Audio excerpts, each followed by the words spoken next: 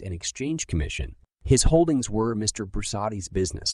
Going on to the matter of the fees paid directors, Mr. Brusati elicited from Mr. Filippi the information that over the past 7 years, these had been raised from $2,500 per annum first to $5,000 and then to $7,500. The ensuing dialogue between the two men went like this. By the way, who establishes those fees? Those fees are established by the board of directors. The board of directors establish their own fees. Yes. Thank you. Thank you, Mr. Brusati. Later on in the morning, there were several lengthy and eloquent orations by stockholders on the virtues of General Electric and of the South. But this rather elegantly elliptical exchange between Mr. Brusati and Mr. Filippi stuck in my mind, for it seemed to sum up the spirit of the meeting. Only after adjournment, which came at 12:30 following Mr. Filippi's announcement that the unopposed slate of directors had been elected and that cumulative voting had lost by 97.51% to 2.49%. Indeed, I realized that not only had there been no stamping, booing, or shouting, as there had been in Detroit, but regional pride had not had to be invoked against the professional stockholders. It had been General Electric's whole card, I felt, but General Electric had won on the board without needing to turn it up. Each meeting I attended had its easily discernible characteristic tone, and that of Chase. Pfizer Company, the diversified pharmaceutical and chemical firm, was amicability. Pfizer, which in previous years had customarily held its annual meeting at its headquarters in Brooklyn, reversed the trend by moving this year's meeting right into the lair of the most vocal dissenters, Midtown Manhattan. But everything that I saw and heard convinced me that the motivation behind this move had been not a brash resolve on the company's part to beard the lions in their den, but a highly unfashionable desire to get the maximum possible turnout. Pfizer seemed to feel self-confident enough to meet its stockholders with its guard down. For instance, in contrast with the other meetings I attended, no stockholder tickets were collected or credentials checked at the entrance to the Grand Ballroom of the Commodore Hotel, where the Pfizer meeting was held. Fidel Castro himself, whose oratorical style I have occasionally felt that the professional stockholders were using as a model, could presumably have walked in and said whatever he chose. Some 1,700 persons, or nearly enough to fill the ballroom, showed up, and all the members of the Pfizer board of directors sat on the platform from start to finish and answered any questions addressed to them individually. Speaking appropriately with a faint trace of a Brooklyn accent, Chairman John E. McKean welcomed the stockholders as my dear and cherished friends. I tried to imagine Mr. Capel and Mr. Filippi addressing their stockholders that way and couldn't, but then their companies are bigger, and said that on the way out, everyone present would be given a big free sample kit of Pfizer consumer products, such as Barbasol, Desitin, and Imprev, wooed thus by endearments and the promise of gifts, and further softened up by the report of President John G. Powers, Jr., on current operations, records all around, and immediate prospects, more records expected. The most intransigent professional stockholder would have been hard put to it to mount much of a rebellion at this particular meeting, and as it happened, the only professional present seemed to be John Gilbert, brother of Lewis. I learned later that Lewis Gilbert and Mrs. Davis were in Cleveland that day, attending the U.S. Steel meeting.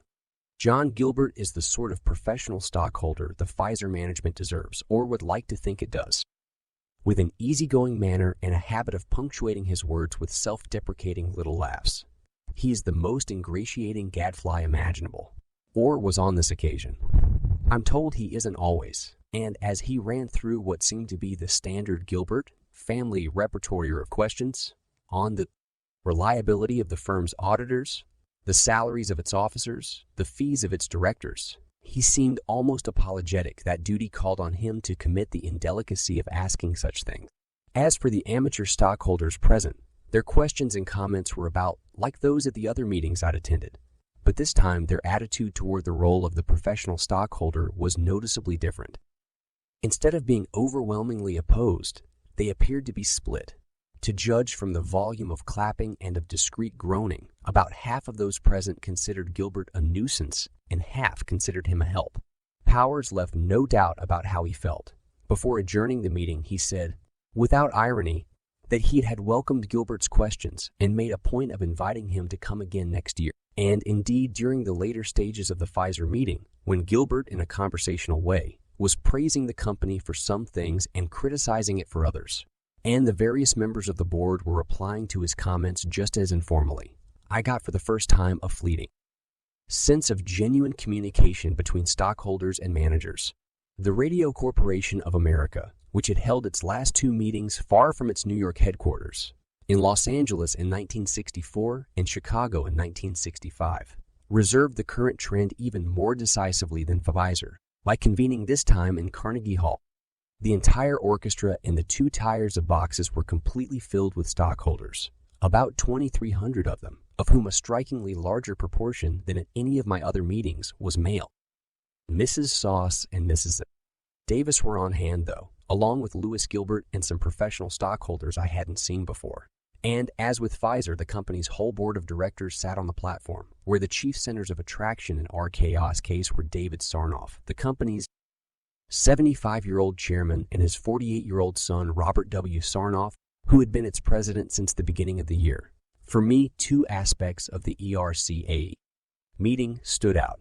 The evident respect, amounting almost to veneration, of the stockholders for their celebrated chairman, and an unaccustomed disposition of the amateur stockholders to speak up for themselves. The elder Mr. Sarnoff, looking hale and ready for anything, conducted the meeting, and he and several other RCEA executives gave reports on company operations and prospects, in the course of which the words record and growth recurred so monotonously that I, not being an RCOA stockholder, began to nod. I was brought wide awake with a jolt on one occasion, though, when I heard Walter D. Scott, chairman of RCAA's subsidiary, the National Broadcasting Company, say in connection with his network's television programming that creative resources are always running ahead of demand. No one objected to that statement or to anything else in the glowing reports. But when they were over, the stockholders had their say on other matters. Mr. Gilbert raised some favorite questions of his about accounting procedures, and a representative of RCA's accountants, Arthur Young Company, made replies that seemed to satisfy Mr. Gilbert, a Dickensian elderly lady who identified herself as Mrs. Martha Brand and said she held many thousands of shares of RCA stock, expressed the view that the accounting procedures of the company should not even be questioned. I have since learned that Mrs. Brand is a professional stockholder who is an anomaly within the profession, and that she leans strongly toward the management view of things. Mr. Gilbert then advanced a proposal for the adoption of cumulative voting, supporting it with about the same arguments that Mrs. Sauce had used at the GEA meeting. Mr. Sarnoff opposed the motion, and so did Mrs. Brand, who explained that she was sure the present directors always worked tirelessly for the welfare of the corporation, and added this time that she was the holder of many, many thousands of shares. 2 or 3 other stockholders spoke up in favor of cumulative voting, the only occasion at any meeting on which I saw stockholders, not easily identifiable as professionals, speak in dissent on a matter of substance. Cumulative voting was defeated, 95.3% to 4.7%. Mrs.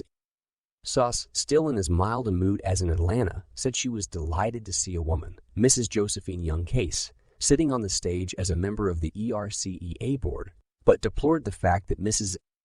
Case's principal occupation was given on the proxy statement as housewife. Couldn't a woman who was chairman of the board of Skidmore College at least be called a home executive? Another lady stockholder set off a round of applause by delivering a paean to Chairman Sarnoff, whom she called the marvelous Cinderella man of the 20th century. Mrs. Davis, who had earlier objected to the side of the meeting on the ground, which I found dumbfounding, that Carnegie Hall was too unsophisticated for RCA, advanced a resolution calling for company action to ensure that hereafter no person shall serve as a director after he shall have attained the age of 72. Even though similar rulings are in effect in many companies, and even though the proposal not being retroactive would have no effect upon Mr. Sarnoff's status, it seemed to be aimed at him, and thus Mrs. Davis demonstrated again her uncanny knack of playing into management's hands. Nor did she appear to help her cause by putting on a Batman mask, the symbolism of which I didn't grasp when she made it. At all events, the proposal gave rise to several impassioned defenses of Mr. Sarnoff, and one of the speakers went on to complain bitterly that Mrs. Davis was insulting the intelligence of everyone present. At this, the serious-minded Mr. Gilbert leaped up to say, "I quite agree about the silliness of her costume, but there is a valid principle in her proposal. In making this Voltairean distinction, Mr. Gilbert, to judge from his evident state of agitation, was achieving a triumph of reason over inclination that was costing him plenty. Mrs. Davis's resolution was defeated overwhelmingly. The margin against it served to end the meeting with what amounted to a rousing vote of confidence in the Cinderella Man. Classic farce with elements of slapstick was the dominant mood of the meeting of the Communications Satellite Corporation, with which I wound up my meeting. Going season. ComSat is, of course, the glamorous space-age communications company that was set up by the government in 1963 and turned over to public ownership in a celebrated stock sale in 1964. Upon arriving at the meeting site, the Shoreham Hotel in Washington, I was scarcely startled to discover Mrs. Davis, Mrs. Sos, and Louis Gilbert among the 1,000 or so stockholders present. Mrs. Davis, decked out in stage makeup, an orange pith helmet, a short red skirt, white boots, and a black sweater bearing in white letters the legend "I was born to raise hell," had planted herself squarely in front of a battery of television cameras. Mrs. Sauce, as I had learned by now was her custom, had taken a place at the opposite side of the room from Mrs. Davis, and this meant that she was now as far as possible from the television cameras. Considering that Mrs. Sauce does not ordinarily seem to be averse to being photographed, I could write down this choice of seat only as a hard-won triumph of conscience akin to Mr. Gilbert's at Carnegie Hall. As for Mr. Gilbert, he took a place not far from Mrs. Sauce, and thus, of course, a long way from Mrs. Davis. Since the previous year, Leo D. Welch, the man who had conducted the 1965 ComSat meeting with such a firm hand, has been replaced as chairman of the company by James McCormack, a West Point graduate, former Rhodes Scholar, and retired Air Force general with an impeccably polished manner, who bears a certain resemblance to the Duke of Windsor, and Mr. McCormack was conducting this year's session. He warmed up with some preliminary remarks in the course of which he noted, smoothly but not without emphasis, that as for the subject of any intervention that a stockholder might choose to make, the field of relevance is quite narrow. When Mr. McCormack had finished his warm-up, Mrs. Sauce made a brief speech that may or may not have come within the field of relevance. I missed most of it because the floor microphone supplied to her wasn't working right. Mrs. Davis then claimed the floor, and her mic was working all too well. As the cameras ground, she launched into an ear-splitting tirade against the company and its directors because there had been a special door to the meeting room reserved for the entrance of distinguished guests. Mrs. Davis, in a good many words, said she considered this procedure undemocratic.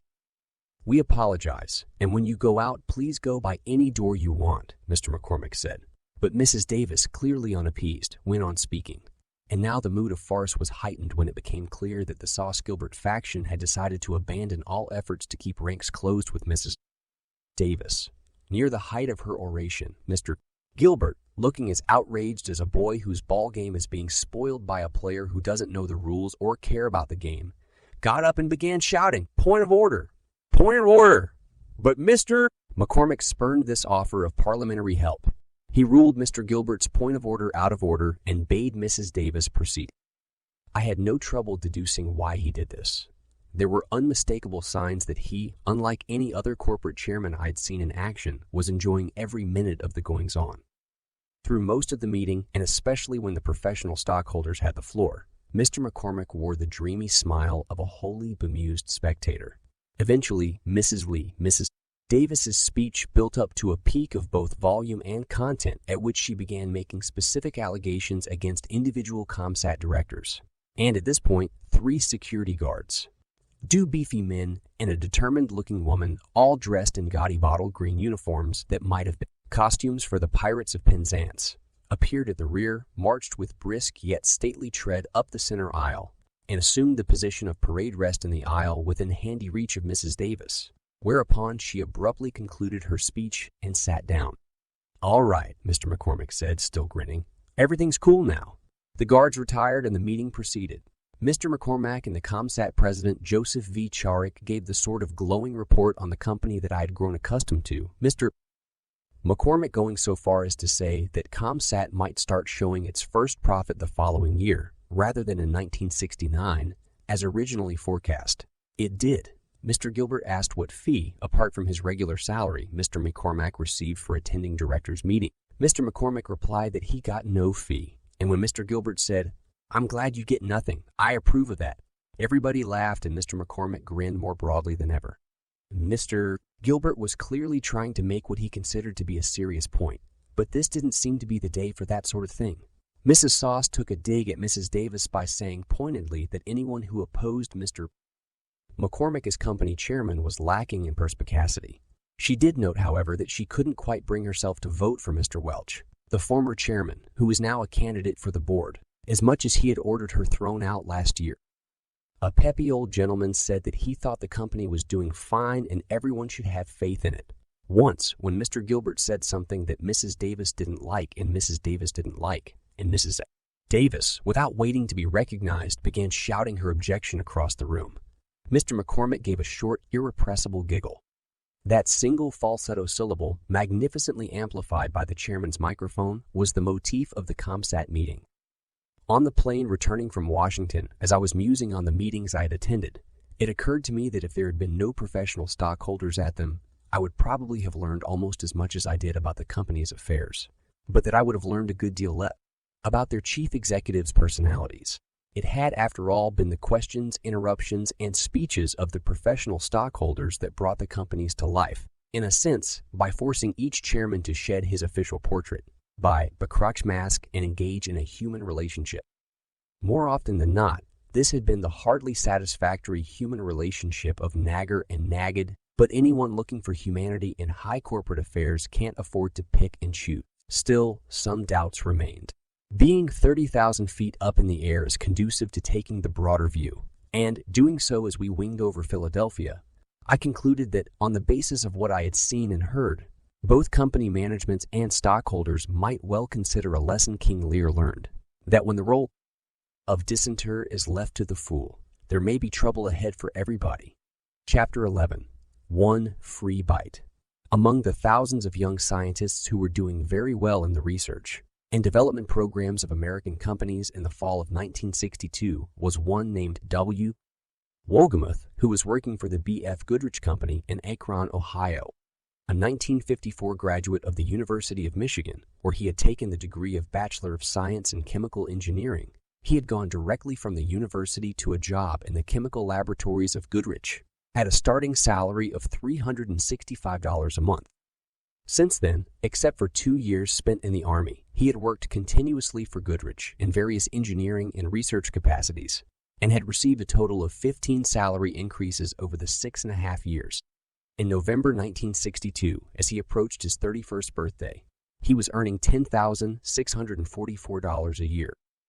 A tall, self-contained, serious-looking man of German ancestry, whose horn-rimmed glasses gave him an owlish expression, Wolgemuth lived in a ranch house in Wadsworth, a suburb of Akron, with his wife and their 15-month-old daughter. All in all, he seemed to be the young American home moyen ryushi to the point of boredom. What was decidedly not routine about him, though, was the nature of his job. He was the manager of Goodrich's Department of Space Suit Engineering, and over the past years, in the process of working his way up to that position, he had had a considerable part in the designing and construction of the suits worn by our Mercury astronauts on their orbital and suborbital flights. Then, in the first week of November, Wolgemuth got a phone call from an employment agent in New York who informed him that the executives of a large company in Dover, Delaware, were most anxious to talk to him about the possibility of his taking a job with them. Despite the caller's reticence, a trait common among employment agents making first approaches to prospective employees, Wolgemuth instantly knew the identity of the large company. The International Latex Corporation, which is best known to the public as a maker of girdles and brassieres, but which Wolgemuth knew to be also one of Goodrich's 3 major competitors in the space suit field, is situated in Dover. He knew further that Latex had recently been awarded a subcontract amounting to some $750,000 to do research and development on spacesuits for the Apollo or Moon project. As a matter of fact, Latex had won this contract in competition with Goodrich, among others, and was thus, for the moment, much the hottest company in the spacesuit field. On top of that, Wolgemuth was somewhat discontented with his situation at Goodrich.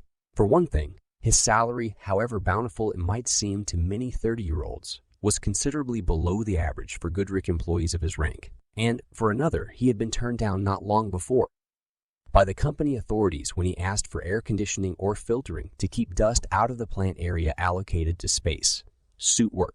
Accordingly, after making arrangements by phone with the executives mentioned by the employment agent, and they did indeed prove to be latex men, Wolgemuth went to Dover the following Sunday.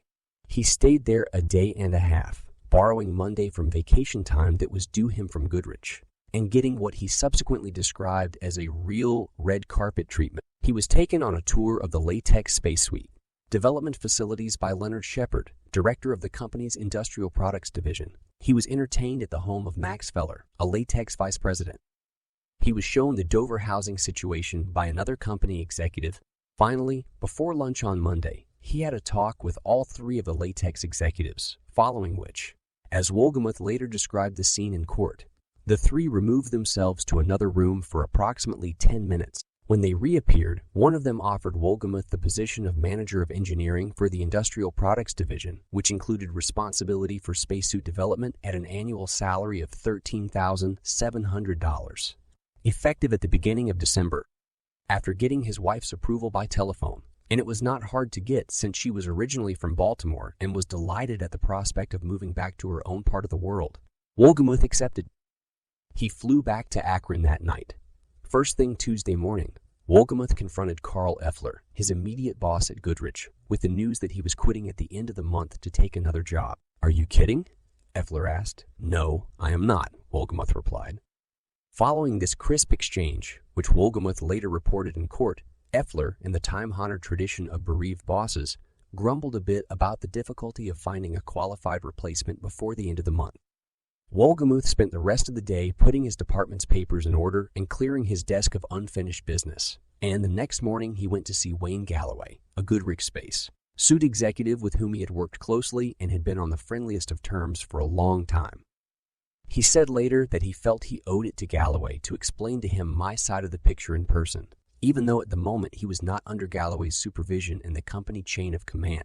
Wolgemuth began this interview by rather melodramatically handing Galloway a lapel pin in the form of a Mercury capsule, which had been awarded to him for his work on the Mercury spacesuits.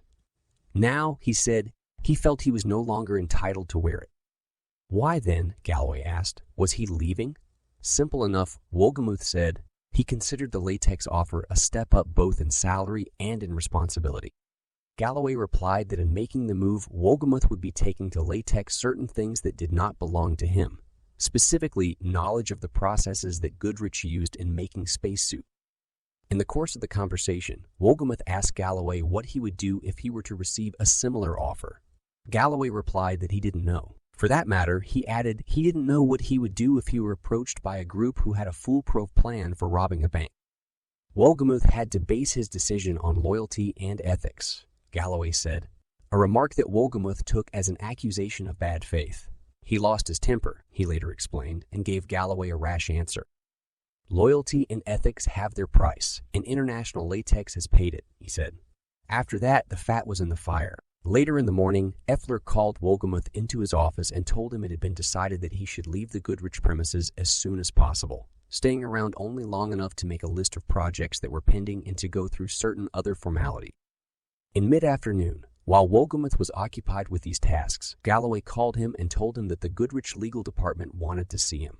In the legal department, he was asked whether he intended to use confidential information belonging to Goodrich on behalf of Latex. According to the subsequent affidavit of a Goodrich lawyer, he replied, again rashly, "How are you going to prove it?" He was then advised that he was not legally free to make the move to Latex. While he was not bound to Goodrich by the kind of contract common in American industry, in which an employee agrees not to do similar work for any competing company for a stated period of time, he had, on his return from the Army, signed a routine paper agreeing to keep confidential information, records, and documents of the company of which I may have knowledge because of my employment, something Wolgemuth had entirely forgotten until the Goodrich lawyer reminded him. Even if he had not made that agreement, the lawyer told him now, he would be prevented from going to work on spacesuits for Latex by established principles of trade, secrets law. Moreover, if he persisted in this plan, Goodrich might sue him. Wolgemuth returned to his office and put in a call to Feller, the Latex vice president he had met in Dover. While he was waiting for the call to be completed, he talked with Effler, who had come in to see him, and whose attitude toward his defection seemed to have stiffened considerably. Wohlgemuth complained that he felt at the mercy of Goodrich, which, it seemed to him, was unreasonably blocking his freedom of action, and Effler upset him further by saying that what had happened during the past 48 hours could not be forgotten and might well affect his future with Goodrich. Wohlgemuth, it appeared, might be sued if he left and scorned if he didn't leave.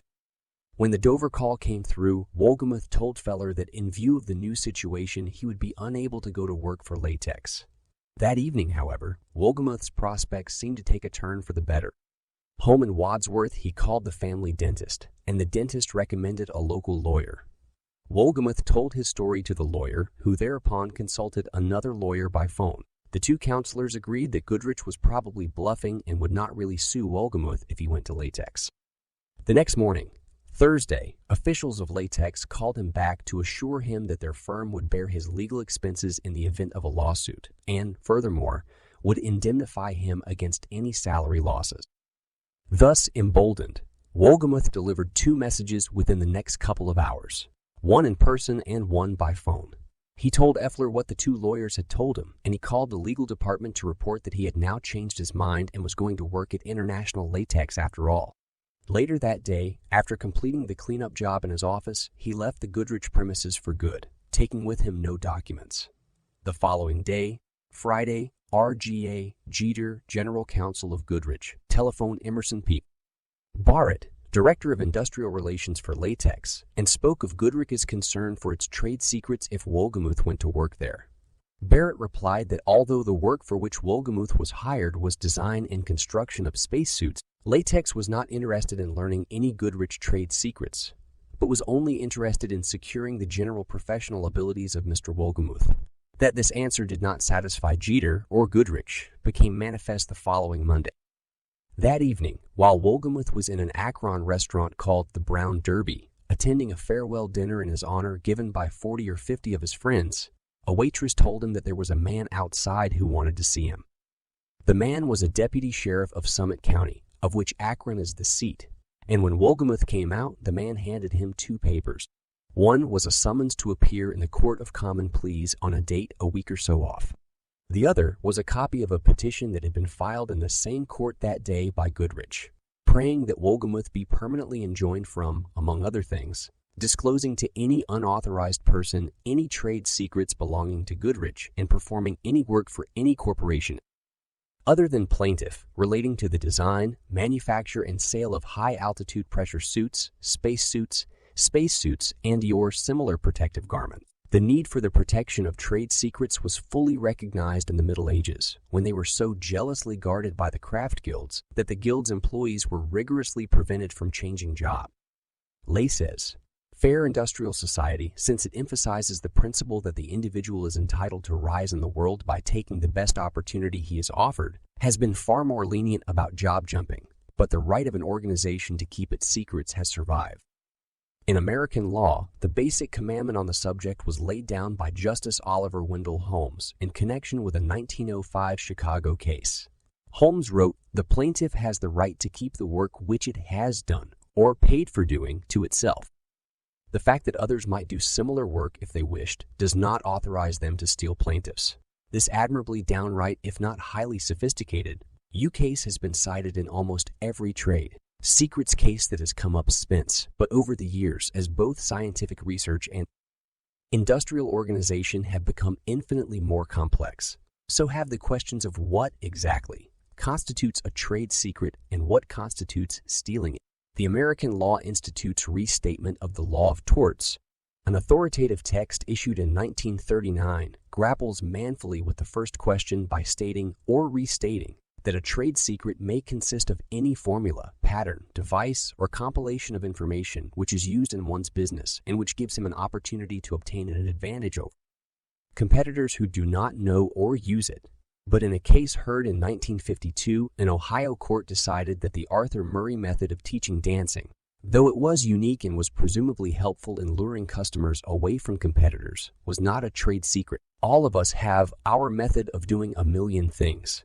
Our method of combing our hair, shining our shoes, mowing our lawn, the court mused, and concluded that a trade secret must not only be unique and commercially helpful, but also have inherent value. As for what constitutes thievery of trade secrets, in a proceeding heard in Michigan in 1939, in which the Dutch cookie machine company complained that one of its former employees was threatening to use its highly classified methods to make cookie machines on his own, the trial court decided that there were no fewer than 3 secret processes by which Dutch cookie machines were made and enjoined the former employee from using them in any manner. However, the Michigan Supreme Court on appeal found that the defendant, although he knew the 3 secrets, did not plan to use them in his own operations, and accordingly, it reversed the lower court's decision and vacated the injunction. And so on. Outraged dancing teachers, cookie, machine manufacturers, and others have made their way through American courts, and the principles of law regarding the protection of trade secrets have become well established. Any difficulty arises chiefly in the application of these principles to individual cases. The number of such cases has been rising sharply in recent years as research and development by private industry have expanded. And a good index to the rate of such expansion is the fact that $11.5 billion was spent in this work in 1962, more than 3 times the figure for 1953. No company wants to see the discoveries produced by all that money go out of its doors in the attaché cases, or even in the heads of young scientists bound for greener pastures. In 19th century America, the builder of a better mousetrap was supposed to have been a cynosure, provided, of course, that the mousetrap was properly patented. In those days of comparatively simple technology, patents covered most proprietary rights in business, so trade secrets cases were rare. The better mousetraps of today, however, like the processes involved in outfitting a man to go into orbit or to the moon, are often unpatentable, since thousands of scientists and billions of dollars might be affected by the results of the trial of Goodrich v. Wolgemuth. It naturally attracted an unusual amount of public attention. In Akron, the court proceedings were much discussed, both in the local paper, the Beacon Journal, and in conversation. Goodrich is an old-line company with a strong streak of paternalism in its relations with its employees and with strong feelings about what it regards as business ethics. We were exceptionally upset by what Wolgemuth did, a Goodrich executive of long standing said recently. In my judgment, the episode caused more concern to the company than anything that has happened in years. In fact, in the 93 years that Goodrich has been in business, we had never before entered a suit to restrain a former employee from disclosing trade secrets. Of course, many employees in sensitive positions have left us, but in those cases, the companies doing the hiring have recognized their responsibilities. On one occasion, a Goodrich chemist went to work for another company under circumstances that made it appear to us that he was going to use our methods. We talked to the he was going to use our methods. We talked the man into his new employer too. The upshot was that the competing company never brought out the product it had hired our man to work on. That was responsible conduct on the part of both employee and company. As for the Wolgemuth case, the local community and our employees were a bit hostile toward us at first, a big company suing a little guy and so on. But they gradually came around to our point of view. Interest outside Akron, which was evidenced by a small flood of letters of inquiry about the case addressed to the Goodrich legal department, made it clear that Goodrich v. Wolgemuth was being watched as a bellwether. Some inquiries were from companies that had similar problems or anticipated having them, and a surprising number were from relatives of young scientists, asking, "Does this mean my boy is stuck in his present job for the rest of his life?" In truth, an important issue was at stake, and pitfalls awaited the judge who heard the case, no matter which way he decided. On one side was the danger that discoveries made in the course of corporate research might become unprotectable, a situation that would eventually lead to the drying up of private research funds. On the other side was the danger that thousands of scientists might, through their variability and ingenuity, find themselves permanently locked in a deplorable and possibly unconstitutional kind of intellectual servitude. They would be barred from changing jobs because they knew too much. The trial, held in Akron, presided over by Judge Frank H. Harvey and conducted like all proceedings of its type without a jury, began on November 26th and continued through December 12th with a week's recess in the middle. Wolgemuth, who was supposed to have started work at Latex on December 3rd, remained in Akron under a voluntary agreement with the court and testified extensively in his own defense. Injunction. The form of relief that was sought by Goodrich, and the chief form of relief that is available to anyone whose secrets have been stolen, is a remedy that originated in Roman law. It was anciently called interdict and is still so called in Scotland. What Goodrich was asking, in effect, was that the court issue a direct order to Wolgemuth not only forbidding him to reveal Goodrich's secrets, but also forbidding him to take employment in any other company's spacesuit department. Any violation of such an order would be contempt of court, punishable by a fine or imprisonment, or both. Just how seriously Goodrich viewed the case became clear when its team of lawyers proved to be headed by Jeter himself, who, as vice president, secretary, the company's ultimate authority on patent law, general law, employee relations, union relations, and workmen's compensation, and Lord High, practically everything else, had not found time to try a case in court himself for 10 years. The chief defense counsel was Richard A. Chenoweth of the Ochron law firm of Buckingham, Doolittle Burroughs, which Latex, though it was not a defendant in the action, had retained to handle the case in fulfillment of its promise to Wolgemuth. From the outset, the two sides recognized that if Goodrich was to prevail, it had to prove, first, that it possessed trade secrets, second, that Wolgemuth also possessed them, and that a substantial peril of disclosure existed, and third, that it would suffer irreparable injury if injunctive relief was not granted.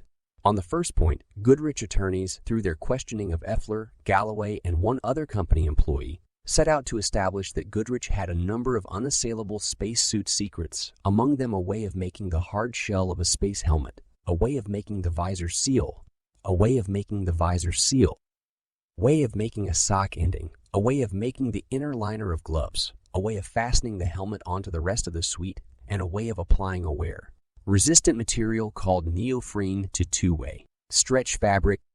Wolgemuth, through his counsel's cross-examinations, sought to show that none of these processes were secrets at all. For example, in the case of the neoprene process, which Effler had described as a very critical trade secret of Goodrich, defense counsel brought out evidence that a latex product that is neither secret nor intended to be worn in outer space, the Playtex Golden Girdle, was made of two-way stretch fabric with neoprene applied to it. And to emphasize the point, Chenoweth introduced a Playtex Golden Girdle for all to see. Nor did either side neglect to bring into court a spacesuit in each instance inhabited. The Goodrich Suite, a 1961 model, was intended to demonstrate what the company had achieved by means of research that it did not want to see compromised through the loss of its secret. The Latex Suite, also a 1961 model, was intended to show that Latex was already ahead of Goodrich in space suit development and would therefore have no interest in stealing Goodrich secrets. The Latex Suite was particularly bizarre looking, and the latex employee who wore it in court looked almost excruciatingly uncomfortable, as if he were unaccustomed to the air of Earth or of Akron. His air tubes weren't hooked up, and he was hot. The Beacon Journal explained next day. At any rate, after he had sat suffering for 10 or 15 minutes while defense counsel questioned a witness about his costume, he suddenly pointed in an agonized way to his head, and the court record of what followed, probably unique in the annals of jurisprudence, reads like this: Man in the spacesuit. May I take this off? Helmet. The court. All right? The second element in Goodrich's burden of proof, that Wolgemuth was privy to Goodrich's secrets, was fairly quickly dealt with because Wolgemuth's lawyers conceded that hardly anything the company knew about spacesuits had been kept from him. They based their defense on, first, the unquestioned fact that he had taken no papers away with him, and, second, the unlikelihood that he would be able to remember the details of complex scientific processes even if he wanted to.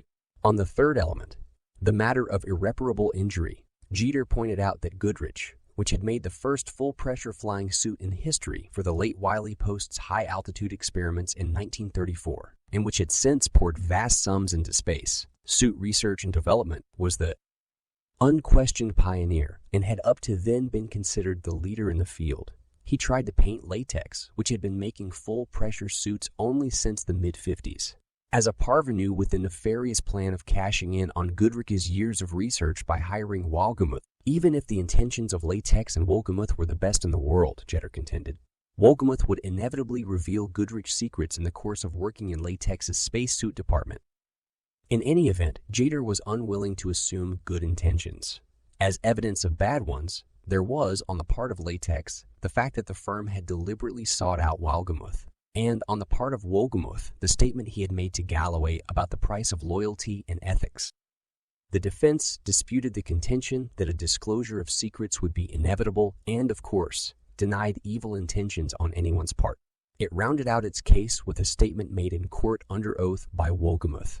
I will not reveal International Latex any items which in my own mind I would consider to be trade secrets of the best. This, of course, was cold comfort to Goodrich. Having heard the evidence and the lawyer's summations, Judge Harvey reserved decision until a later date and issued an order temporarily forbidding Wolgemuth to reveal the alleged secrets or to work in the latex spacesuit program. He could go on the latex payroll, but he had to stay out of space suits until the court's decision was handed down. In mid-December, Wolgemuth, leaving his family behind, went to Dover and began working for Latex on other products.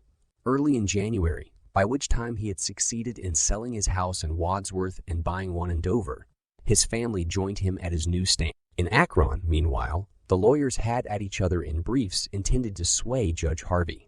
Various fine points of law were debated, learnedly but inconclusively. Yet as the briefs wore on, it became increasingly clear that the essence of the case was quite simple. For all practical purposes, there was no controversy over the fact. What remained in controversy was the answers to two questions. First, should a man be formally restrained from revealing trade secrets when he has not yet committed any such act, and when it is not clear that he intends to? And secondly, should a man be prevented from taking a job simply because the job presents him with unique temptations to break the law? Having scoured the law books, counsel for the defense found exactly the text quotation they wanted in support of the argument that both questions should be answered in the negative. Unlike the decisions of other courts, the general statements of the authors of law textbooks have no official standing in any court. But by using them judiciously, an advocate can express his own opinions in someone else's words and buttress them with bibliographical references. The quotation was from a text entitled Trade Secrets, which was written by a lawyer named Ridsdale Ellis and published in 1953, and it read, in part, usually it is not until there is evidence that the employee who has changed jobs has not lived up to his contract, expressed or implied, to maintain secrecy that the former employer can take action. In the law of torts, there is the maxim, every dog has one free bite. A dog cannot be presumed to be vicious until he has proved that he is by biting someone. As with a dog, the former employer may have to wait for a former employee to commit some overt act before he can act. To counter this doctrine, which besides being picturesque appeared to have a crushingly exact applicability to the case under dispute, Goodrich's lawyers came up with a quotation of their own from the very same book. Ellis on Trade Secrets, as the lawyers referred to it in their briefs, was repeatedly used by the two sides to belabor each other, for the good reason that it was the only text on the subject available in the Summit County Law Library, where both sides did the bulk of their research. In support of their cause, Goodrich counsel found that Ellis had said, in connection with trade secrets cases in which the defendant was a company accused of luring away another company's confidential employee, where the confidential employee left to enter defendant's employment, an inference can be drawn to supplement other circumstantial evidence that the latter employment was stimulated by a desire by the defendant to learn plaintiff's secrets. In other words, Ellis apparently felt that when the circumstances look suspicious, one free bite is not permitted. Whether he contradicted himself or merely refined his position is a nice question. Ellis himself had died several years earlier, so it was not possible to consult him on the matter. On February 20th, 1963, having studied the briefs and deliberated on them, Judge Harvey delivered his decision in the form of a 9-page essay fraught with suspense. To begin with, the judge wrote, he was convinced that Goodrich did have trade secrets relative to spacesuits, and that Wolgemuth might be able to remember and therefore be able to disclose some of them to Latex, to the irreparable injury of Goodrich. He declared further that there isn't any doubt that the Latex company was attempting to gain Wolgemuth's valuable experience in this particular specialized field for the reason that they had this so-called Apollo contract with the government, and there isn't any doubt that if he is permitted to work in the spacesuit division of the Latex company, he would have an opportunity to disclose confidential information of the B.F. Goodrich Company. Still further, Judge Harvey was convinced by the attitude of Latex, as this was evidenced by the conduct of its representatives in court, that the company intended to try to get Wolgemuth to give it the benefit of every kind of information he had. At this point in the opinion, things certainly looked black for the defense. However, and the judge was well down page 6 before he got to the however. What he had concluded after studying the one free bite controversy among the lawyers was that an injunction cannot be issued against disclosure of trade secrets before such disclosure has occurred unless there is clear and occurred unless there is clear and occurred substantial evidence of evil intent on the part of the defendant. The defendant in this case, the judge pointed out, was Wolgemuth, and if any evil intent was involved, it appeared to be attributable to Latex rather than to him. For this reason, along with some technical ones, he wound up, "It is the view and the order of this court that injunction be denied against the defendant." Goodrich promptly appealed the decision, and the Summit County Court of Appeals, pending its own decision on the case, issued another restraining order, which differed from Judge Harvey's in that it permitted Wolgemuth to do space suit work for Latex, but still forbade him to disclose Goodrich's alleged trade secrets.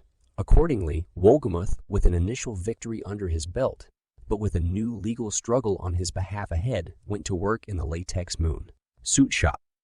Jeter and his colleagues, in their brief to the Court of Appeals, stated unequivocally that Judge Harvey had been wrong, not only in some of the technical aspects of his decision, but in his finding that there must be evidence of bad faith on the defendant's part before an injunction can be granted. The question to be decided is not one of good or bad faith, but rather whether there is a threat or a likelihood that trade secrets will be disclosed, the Goodrich brief declared roundly, and a little inconsistently, in view of all the time and effort the company had expended on attempts to pin bad faith on both Latex and Wolgemuth. Wolgemuth's lawyers, of course, did not fail to point out the inconsistency. "It seems strange indeed that Goodrich should find fault with this finding of Judge Harvey," they remarked in their brief. Quite clearly, they had conceived for Judge Harvey feelings so tender as to border on the protective. The decision of the Court of Appeals was handed down on May 22nd. Written by Judge Arthur W. Doyle with his two colleagues of the court concurring, it was a partial reversal of Judge Harvey. Finding that there exists a present real threat of disclosure, even without actual disclosure, and that an injunction may prevent a future wrong, the court granted an injunction that restrained Wolgemuth from disclosing to Latex any of the processes and information claimed as trade secrets by Goodrich. On the other hand, Judge Doyle wrote, "We have no doubt that Wolgemuth had the right to take employment in a competitive business and to use his knowledge, other than trade secrets, and experience for the benefit of his new employer." Plainly put, Wolgemuth was at last free to accept a permanent job doing space suit work for Latex, provided only that he refrained from disclosing Goodrich secrets in the course of his work. Neither side carried the case above the Summit County Court of Appeals, to the Ohio Supreme Court, and beyond that to the United States Supreme Court. So with the decision of the appeals court, the Wolgemuth case was settled. Public interest in it subsided soon after the trial was over, but professional interest continued to mount. And, of course, it mounted still more after the appeals court decision in May. In March, the New York City Bar Association, in collaboration with the American Bar Association, had presented a symposium on trade secrets with the Wolgemuth case as its focus. In the later months of that year, employers worried about loss of trade secrets brought numerous suits against former employees, presumably relying on the Wolgemuth decision as a precedent. A year later, there were more than 24 trade secrets cases pending in the courts, the most publicized of them being the effort of E.I. DuPont de Nemours Company to prevent one of its former research engineers from taking part in the production of certain rare pigments for the American Potash Chemical Corporation. It would be logical to suppose that Jeter might be worried about enforcement of the appeals court's order, might be afraid that Wolgemuth, working behind the locked door of the Latex laboratory and perhaps nursing a grudge against Goodrich, would take his one free bite in spite of the order. The assumption that he would not be caught. However, Jeter didn't look at things that way. Until and unless we learn otherwise, we assume that Wolgemuth and International Latex, both having knowledge of the court order, will comply with the law, Jeter said after the case was concluded. No specific steps by Goodrich to police the enforcement of the order have been taken or are contemplated. Yet if should be violated, there are various ways in which we would be likely to find out. Wolgemuth, after all, is working with others who come and go. out of perhaps 25 employees in constant touch with him, it's likely that 1 or 2 will leave latex within a couple of years. Furthermore, you can learn quite a lot from suppliers who deal with both latex and Goodrich, and also from customers. However, I do not feel that the order will be violated. Wolgemuth has been through a lawsuit. It was quite an experience for him. He now knows his responsibilities under the law, which he may not have known before. Wolgemuth himself said latte in 1963 that since the conclusion of the case, he had received a great many inquiries from other scientists working in industry, the gist of their questions being, does your case mean that I'm married to my job? He told them that they would have to draw their own conclusions. Wolgemuth also said that the court order had had no effect on his work in the latex spacesuit department. Precisely what the Goodrich secrets are is not spelled out in the order, and therefore I have acted as if all the things they allege to be secrets actually are secrets, he said. Nevertheless, my efficiency is not impaired by my avoiding disclosure of those things. Take, for example, the use of polyurethane as an inner liner, a process that Goodrich claimed as a trade secret.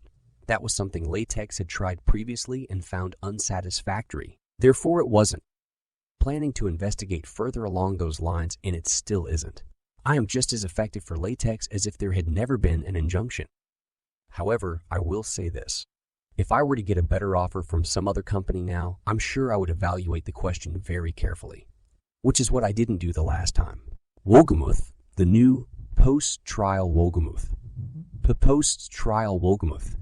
Spoke in a noticeably slow, tense way with long pauses for thought, as if the wrong word might bring lightning down on his head. He was a young man with a strong sense of belonging to the future, and he looked forward to making, if he could, a material contribution to putting man on the moon. At the same time, Jeter may have been right. He was also a man who had recently spent almost 6 months in the toils of the law and who worked and would continue to work in the knowledge that a slip of the tongue might mean a fine, imprisonment, and professional ruin. Chapter 12. In defense of Sterling.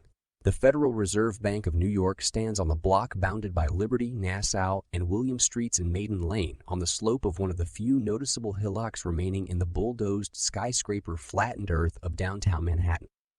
Its entrance faces Liberty, and its mien is dignified and grim. Its arched ground floor windows, designed in imitation of those of the Pitti and Riccardi palaces in Florence, are protected by iron grills made of bars as thick as a boy's wrist, and above them are rows of small rectangular windows set in a bluff-like 14-story wall of sandstone and a bluff-like 14-story wall of sandstone and limestone, the blocks of which once varied in color from brown through gray to blue, but which soot has reduced to a common gray. The facade's austerity is relieved only at the level of the 12th floor by a Florentine loggia. 2 giant iron lanterns, near replicas of lanterns that adorn the Strozzi Palace in Florence, flank the main entrance, but they seem to be there less to please or illuminate the entrant than to intimidate him. Nor is the building's interior much more cheery or hospitable. The ground floor features cavernous groin vaulting and high ironwork partitions and intricate geometric, floral, and animal designs, and it is guarded by hordes of bank security men whose dark blue uniforms make them look much like policemen. Huge and dour as it is, the Federal Reserve Bank as a building arouses varied feelings in its beholders. To admirers of the debonair new Chase Manhattan Bank across Liberty Street, which is notable for huge windows, bright-colored tiled walls, and stylish abstract expressionist paintings, it is an epitome of 19th-century heavy-footedness in bank architecture, even though it was actually completed in 1924. To an awestruck writer for the magazine Architecture in 1927, it seemed as inviolable as the Rock of Gibraltar, and no less inspiring of one's reverent obeisance, and possessed of a quality which, for lack of a better word, I can best describe as epic. To the mothers of young girls who work in it as secretaries or pages, it looks like a particularly sinister sort of prison. Bank robbers are apparently equally respectful of its inviolability. There has never been the slightest hint of an attempt on it. To the Municipal Art Society of New York, which now rates it as a full-fledged landmark, it was until 1967 only a second-class landmark, being assigned to Category 2, structures of great local or regional importance which should be preserved, rather than Category I, structures of national importance which should be preserved at all costs. On the other hand, it has one indisputable edge on the Pitti, Riccardi, and Strozzi palaces. It is bigger than any of them. In fact, it is a bigger Florentine palace than has ever stood in Florence. The Federal Reserve Bank of New York is set apart from the other banks of Wall Street in purpose and function, as well as in appearance. As by far the largest and most important of the 12 regional Federal Reserve banks, which together with the Federal Reserve Board in Washington and the 6,200 commercial banks that are members make up the Federal Reserve System. It is the chief operating arm of the United States. Central banking institution. Most other countries have only one central bank, the Bank of England, the Bank of France, and so on. Rather than a network of such banks, but the central banks of all countries have the same dual purpose: to keep the national currency in a healthy state by regulating its supply, partly through the degree of ease or difficulty with which it may be borrowed, and, when necessary, to defend its value in relation to that of other national currencies. To accomplish the first objective, the New York Bank cooperates with its parent board and its 11 brother banks in periodically adjusting a number of monetary throttles, of which the most visible, although not necessarily the most important, is the rate of interest at which it lends money to other banks. As to the second objective, by virtue of tradition and of its situation in the nation's and the world's greatest financial center, the Federal Reserve Bank of New York is the sole agent of the Federal Reserve System and of the United States Treasury in dealings with other countries. Thus, on its shoulders falls the chief responsibility for operations in defense of the dollar. Those responsibilities were weighing heavily during the great monetary crisis of 1968, and indeed, since the defense of the dollar sometimes involves the defense of other currencies as well, over the preceding 3.5 years. Charged as it is with acting in the national interest, in fact having no other purpose, the Federal Reserve Bank of New York, together with its brother banks, obviously is an arm of government. Yet it has a foot in the free enterprise camp. In what some might call characteristic American fashion, it stands squarely astride the chalk line between government and business. Although it functions as a government agency, its stock is privately owned by the member banks throughout the country, to which it pays annual dividends limited by law to 6% per year. Although its top officers take a federal oath, they are not appointed by the President of the United States or even by the Federal Reserve Board, but are elected by the bank's own board of directors, and their salaries are paid not out of the federal till, but out of the bank's own income. Yet that income, though happily always forthcoming, is entirely incidental to the bank's purpose. And if it rises above expenses and dividends, the excess is automatically paid into the United States Treasury. A bank that considers profits incidental is scarcely the norm in Wall Street, and this attitude puts Federal Reserve Bank men in a uniquely advantageous social position. Because their bank is a bank, after all, and a privately owned, profitable one at that, they can't be dismissed as mere government bureaucrats. Conversely, having their gaze fixed steadily above the mire of cupidity entitles them to be called the intellectuals, if not actually the aristocrats, of Wall Street banking. Under them lies gold, still the bedrock on which all money nominally rests, though in recent times a bedrock that has been shuddering ominously under the force of various monetary earthquakes. As of March 1968, more than 13,000 tons of the stuff, worth more than $13 billion and amounting to more than a quarter of all the monetary gold in the free world, reposed on actual bedrock 76 feet below the Liberty Street level and 50 below sea level in a vault that would be inundated if a system of sump pumps did not divert a stream that originally wandered through Maiden Lane. The famous 19th century British economist Walter Bagehot once told a friend that when his spirits were low, it used to cheer him to go down to his bank and dabble my hand in a heap of sovereigns. Although it is, to say the least, a stimulating experience to go down and look at the gold in the Federal Reserve Bank vault, which is in the form not of sovereigns but of dully gleaming bars about the size and shape of building bricks, not even the best accredited visitor is allowed to dabble his hands in it. For one thing, the bars weigh about 28 pounds each and are therefore ill adapted to dabbling. And for another, none of the gold belongs to either the Federal Reserve Bank or the United States. All United States gold is kept at Fort Knox, at the New York Assay Office, or at the various mints. The gold deposited at the Federal Reserve Bank belongs to some 70 other countries, the largest depositors being European, which find it convenient to store a good part of their gold reserves there. Originally, most of them put gold there for safekeeping during the Second World War. After the war, the European nations, with the exception of France, not only left it in New York, but greatly increased its quantity as their economies recovered. Nor does the gold represent anything like all the foreign deposits at Liberty Street.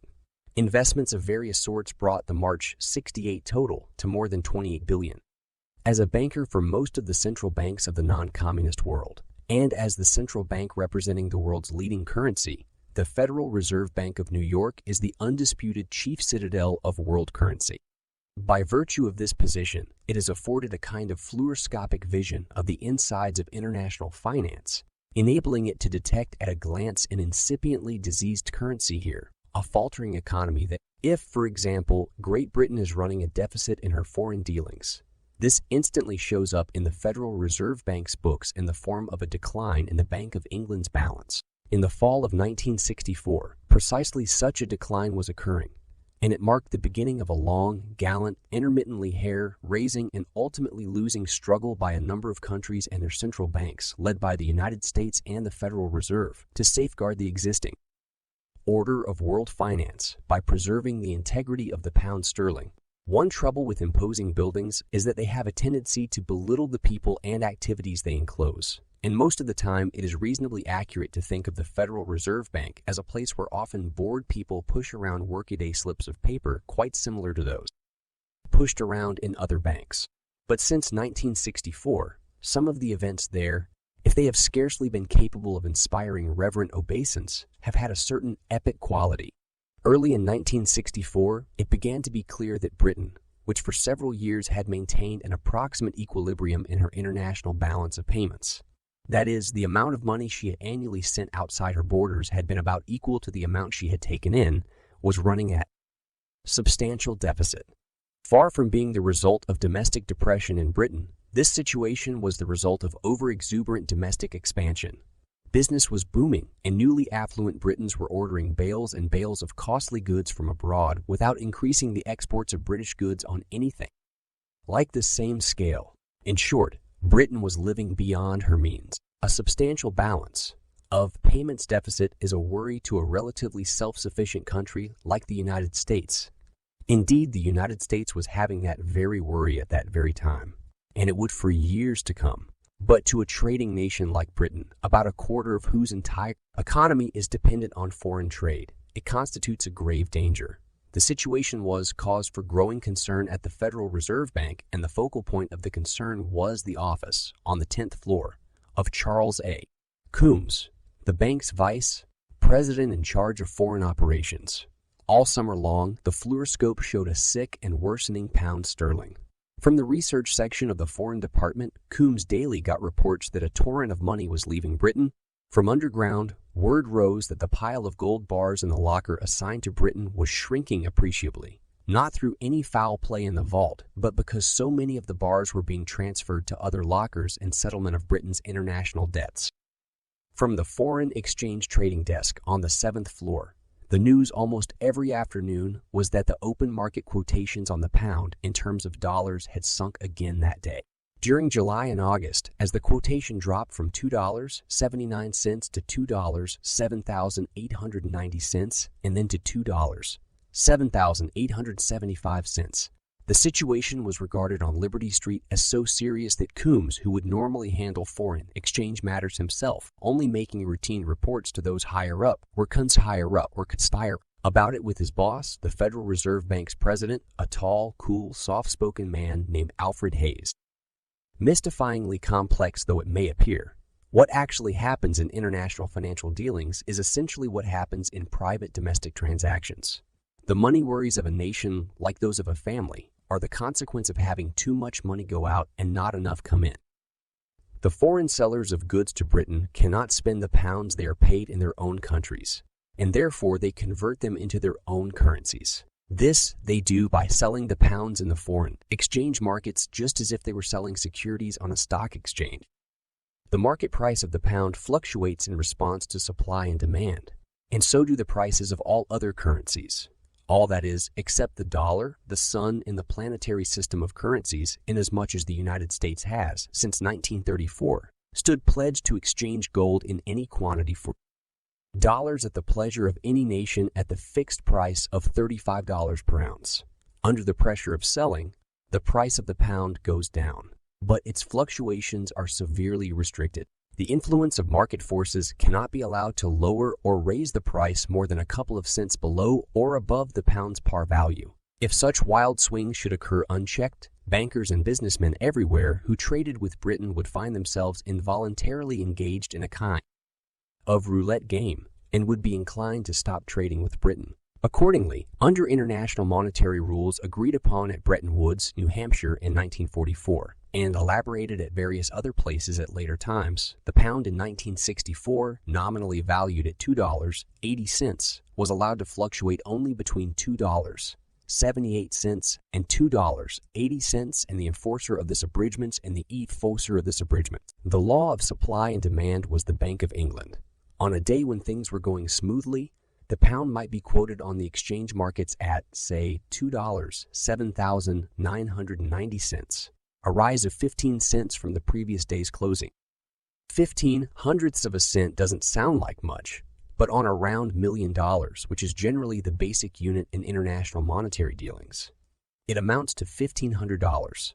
When that happened, the Bank of England needed to do nothing. If, however, the pound was strong in the markets and rose to $2.82, something it showed absolutely no tendency to do in 1964, the Bank of England was pledged to, and would have been very happy to, accept gold or dollars in exchange for pounds at that price, thereby preventing a further increase in exchange for pounds at that price by preventing a further increase in the price, and at the same time increasing its own reserve of gold and dollars, which serve as the pound's backing. If, on the other hand, and this was a more realistic hypothesis, the pound was weak and sank to $2.78, the Bank of England's sworn duty was to intervene in the market and buy with gold or dollars all pounds offered for sale at that price, however deeply this might have cut into its own nerves. Thus, the central bank of a spendthrift country, like the father of a spendthrift family, is eventually forced to pay the bills out of capital. But in times of serious currency weakness, the central bank loses even more of its reserves than this would suggest because of the vagaries of market psychology. Prudent importers and exporters seeking to protect their capital and profits reduce to a minimum the sum they hold in pounds and the length of time they hold it. Currency speculators whose noses had been trained to sniff out weakness pounce on a falling pound and make enormous short sales in the expectation of turning a profit on a further drop, and the Bank of England must absorb the speculative sales along with the straightforward ones. The ultimate consequence of unchecked currency weakness is something that may be incomparably more disastrous in its effects than family bankruptcy. This is devaluation, and devaluation of a key world currency, like the pound, is the recurrent nightmare of all central bankers, whether in London, New York, Frankfurt, Zurich, or Tokyo. If at any time the drain on Britain's reserves became so great that the Bank of England was unable or unwilling to fulfill its obligation to maintain the pound at $2.78, the necessary result would be devaluation. That is, the $2.78 to $2.82 limitation would be abruptly abrogated. By simple government decree, the par value of the pound would be reduced to some lower figure, and a new set of limits established around the new parity. The heart of the danger was the possibility that what followed might be chaos, not confined to Britain. Devaluation, as the most heroic and most dangerous of remedies for a sick currency, is rightly feared. By making the devaluing country's goods cheaper to others, it boosts exports and thus reduces or eliminates a deficit in international accounts. But at the same time, it makes both imports and domestic goods more expensive at home and thus reduces the country's standard of living. It is radical surgery, curing a disease at the expense of some of the patient's strength and well-being, and in many cases, some of his pride and prestige as well. Worst of all, if the devalued currency is one that, like the pound, is widely used in international dealings, the disease, or more precisely, the cure, is likely to prove contagious. To nations holding large amounts of that particular currency in their reserve vaults, the effects of the devaluation is the same as if the vaults had been burglarized. Such nations and others, finding themselves at an unacceptable trading disadvantage as a result of the devaluation, may have to resort to competitive devaluation of their own currencies. A downward spiral develops. Rumors of further devaluations are constantly in the wind. The loss of confidence in other people's money leads to a disinclination to do business across national borders, and international trade, upon which depend the food and shelter of hundreds of millions of people around the world, tends to decline. Just such a disaster followed the classic devaluation of all time, the departure of the pound from the old gold standard in 1931, an event that is still generally considered a major cause of the worldwide depression of the 30s. The process works similarly in respect to the currencies of all the 100-odd countries that are members of the International Monetary Fund, an organization that originated at Bretton Woods. For any country, a favorable balance of payments means an accumulation of dollars, either directly or indirectly, which are freely convertible into gold in the country's central bank. If the demand for its currency is great enough, the country may revalue it upward, the reverse of a devaluation. Both Germany and the Netherlands did in 1961. Conversely, an unfavorable balance of payments starts the sequence of events that may end in forced devaluation. The degree of disruption of world trade that devaluation of a currency causes depends on that currency's international importance. A large devaluation of the Indian rupee in June 1966, although it was a serious matter to India, created scarcely a ripple in the international markets. And to round out this brief outline of the rules of an intricate game of which everybody everywhere is an inadvertent player, even the lordly dollar is far from immune to the effects of an unfavorable balance of payments or of speculation. Because of the dollar's pledged relation to gold, it serves as the standard for all other currencies, so its price does not fluctuate in the markets. However, it can suffer weakness of a less visible but equally ominous sort. When the United States sends out substantially more money, whether payment for imports, foreign aid, investments, loans, tourist expenses, or military costs, than it takes in, the recipients freely buy their own currencies with the newly acquired dollars, thereby raising the dollar prices of their own currencies. The rise in price enables their central banks to take in still more dollars, which they can sell back to the United States for gold. Thus, when the dollar is weak, the United States loses gold. France alone, a country with a strong currency and no particular official love of the dollar, required $30 million or more in United States gold regularly every month for several years prior to the autumn of 1966 and between 1958, when the United States began running a serious deficit in its international accounts. In the middle of March 1968, our gold reserve was halved from $22.8 billion to $11.4 billion. If the reserve ever dropped to an unacceptably low level, the United States would be forced to break its word and lower the gold value of the dollar, or even to stop selling gold entirely. Either action would in effect be a devaluation. The one devaluation, because of the dollar's preeminent position, that would be more disruptive to world monetary order than a devaluation of the pound.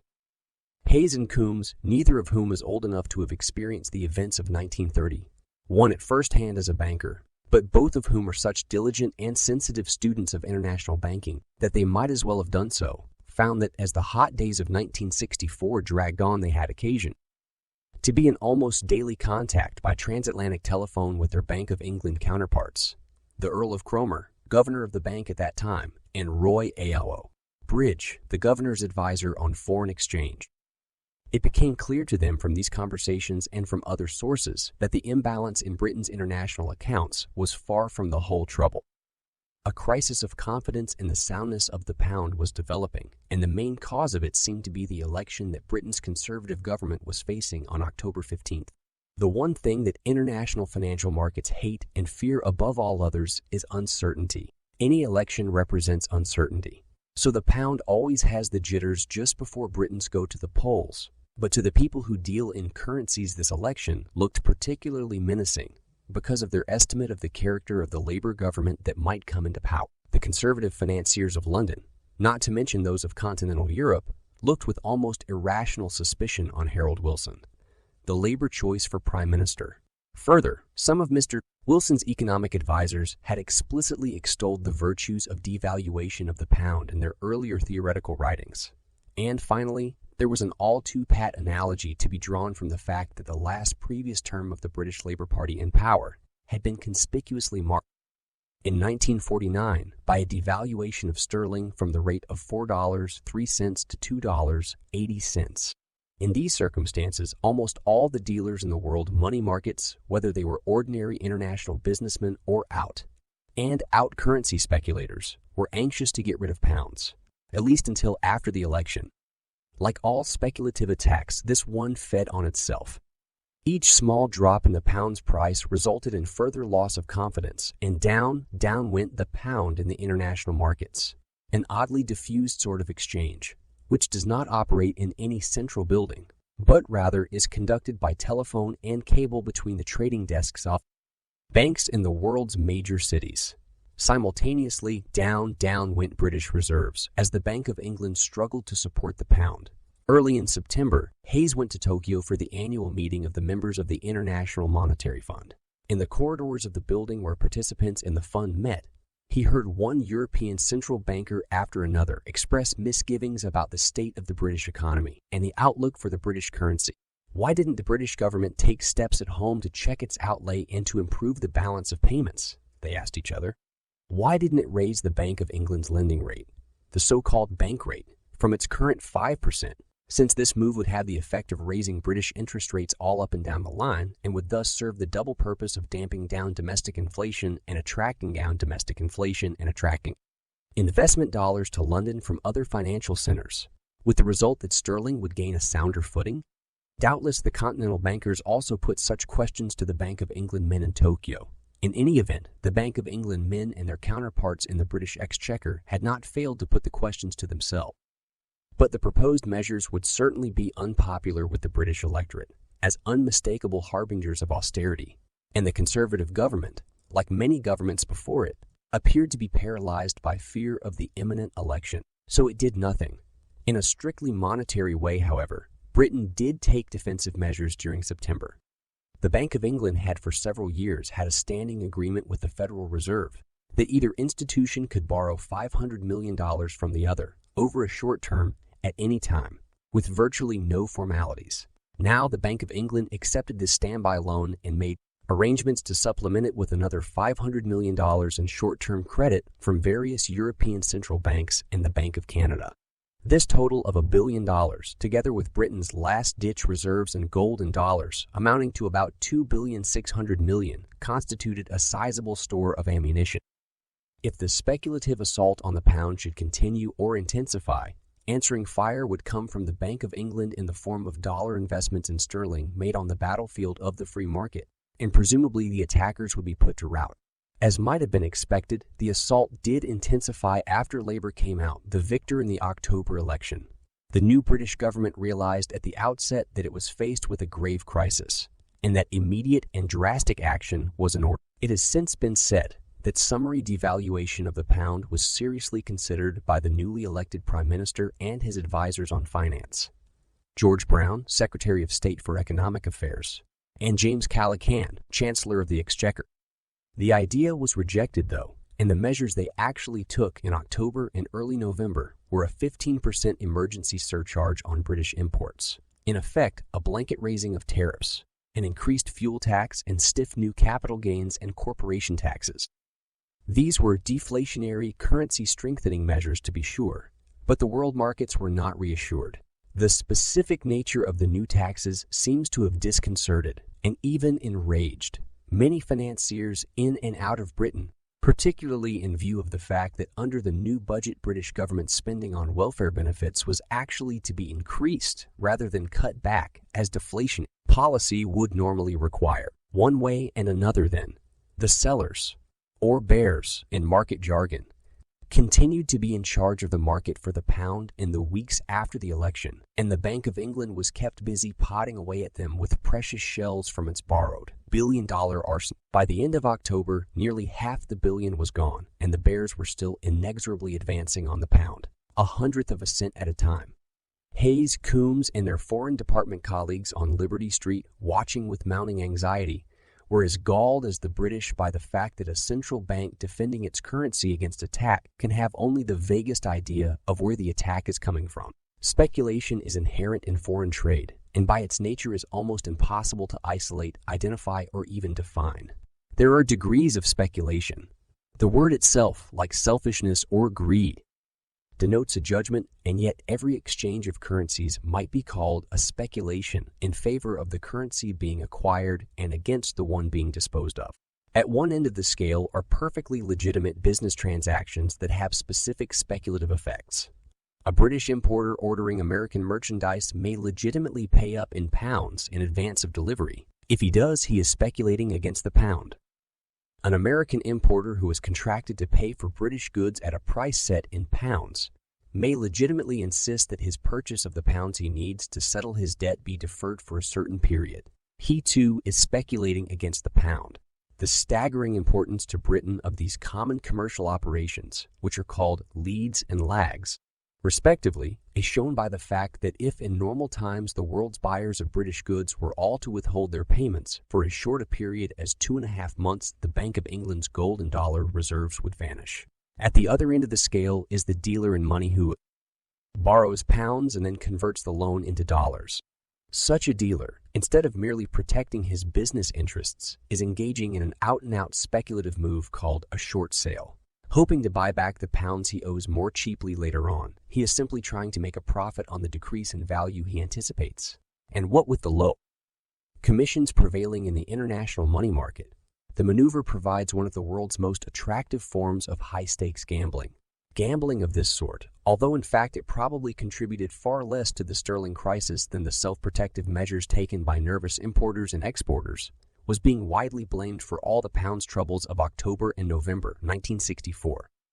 Particularly in the British Parliament, there were angry references to speculative activity by the gnomes of Zurich.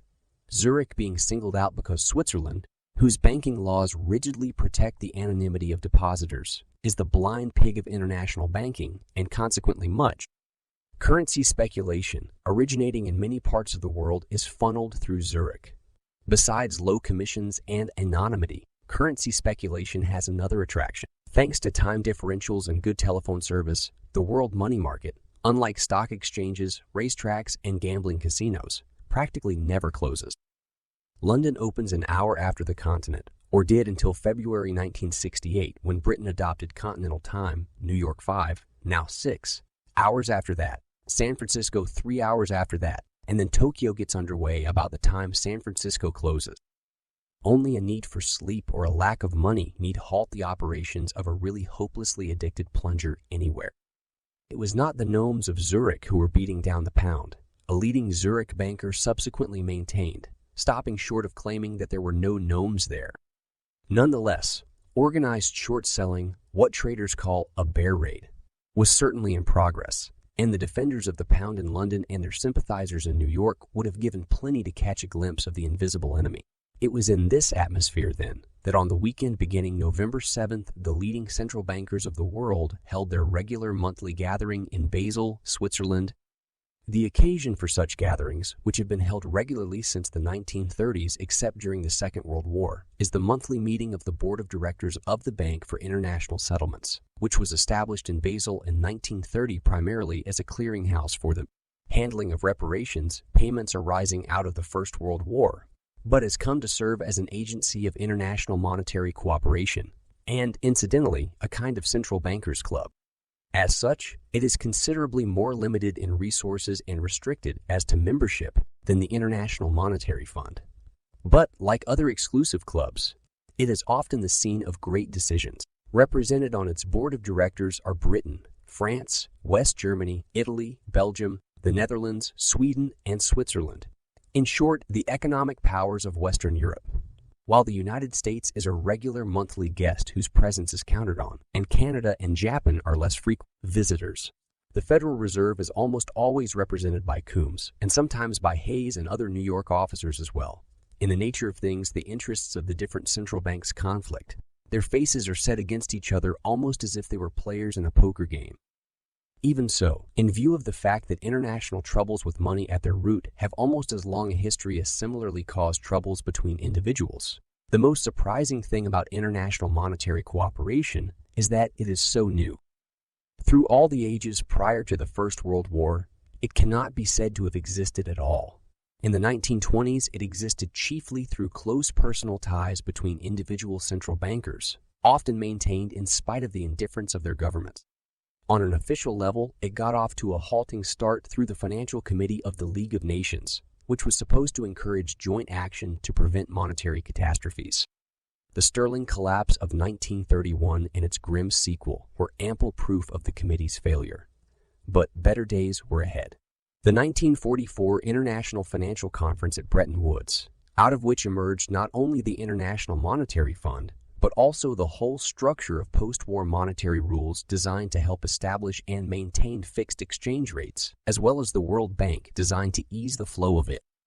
Money from rich countries to poor or war, devastated ones, stands as a milestone in economic cooperation comparable to the formation of the United Nations in political affairs.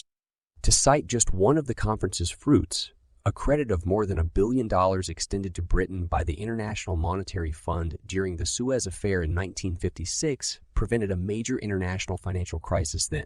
In subsequent years, economic changes, like other changes, tended to come more and more quickly. After 1958, monetary crises began springing up virtually overnight, and the International Monetary Fund, which is hindered by slow-moving machinery, sometimes proved adequate to meet such crises alone. Again, the new spirit of cooperation rose to the occasion, this time with the richest of nations, the United States, taking the lead.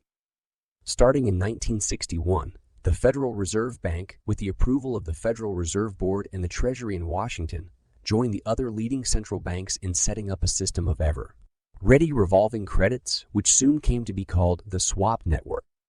The purpose of the network was to complement the International Monetary Fund's longer-term credit facilities by giving central banks instant access to funds they might need for a short period in order to move fast and vigorously in defense of their currencies. Its effectiveness was not long in being put to the test.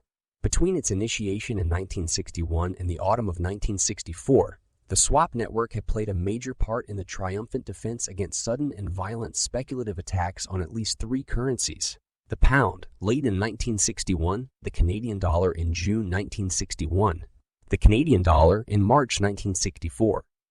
By the autumn of 1964, the swap agreements L'Accord de Swap to the French, Die Swap, Verpflichtungen to the Germans, had come to be the very cornerstone of international monetary cooperation. Indeed, the $500 million American dollars that the Bank of England was finding it necessary to draw on at the very moment the bank's top officers were heading for Basel that November weekend represented part of the swap network greatly expanded from its comparatively modest beginnings.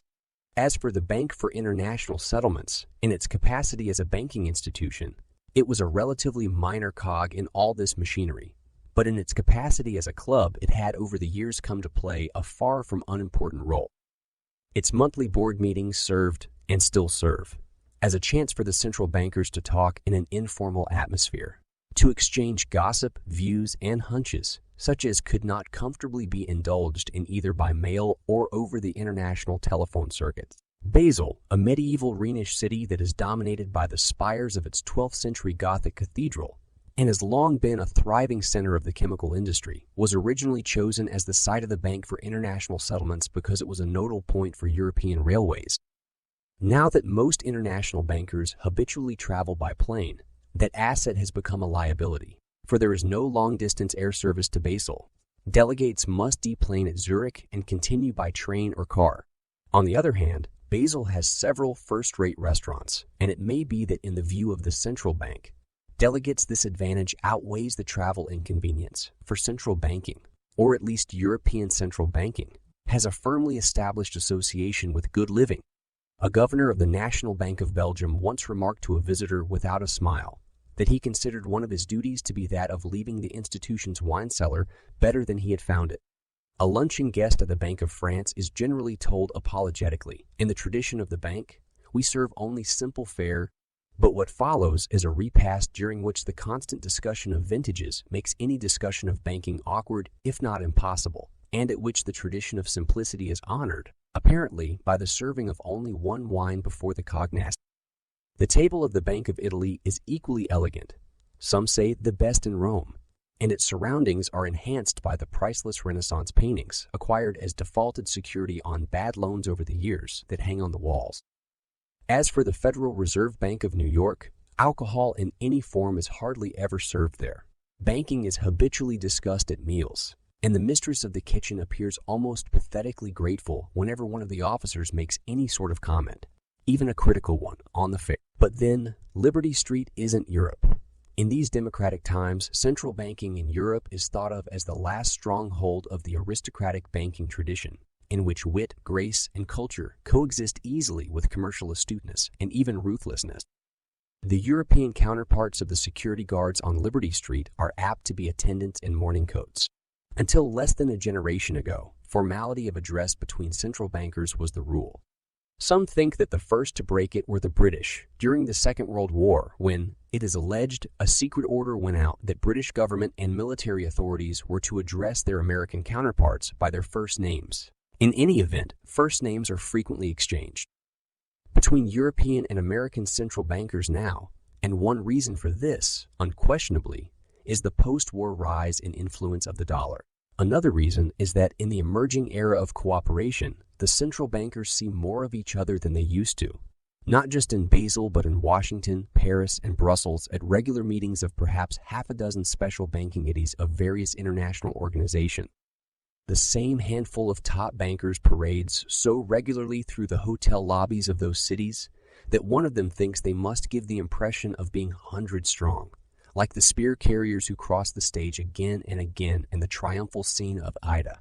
And language, like the manner of its use, has tended to follow economic power. European central bankers have always used French, bad French, some say, in talking with each other, but during the long period in which the pound was the world's leading currency, English came to be the first language of central banking at large, and under the rule of the dollar, it continues to be.